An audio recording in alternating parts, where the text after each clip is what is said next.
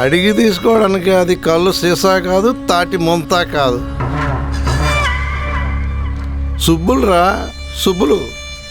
అడగందే అమ్మాయినా అన్నం పెట్టదు. అంతే. అడిగేదేదో ముందు నువ్వే అడిగాయి అన్నా.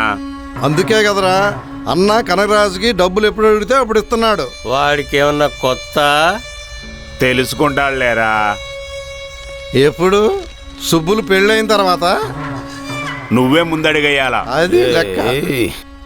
సుబ్బులు మామూలు ఆడది కాదురా, రేసు గుర్రం లాంటిది.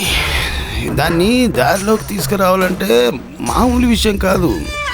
దాన్ని ముక్కుకు కళ్ళం వేసి దాన్ని లొంగదీయాలా. లొంగదీస్తా, దాని పొగరిని అనగదీస్తా. కరెక్ట్గా చెప్పావు.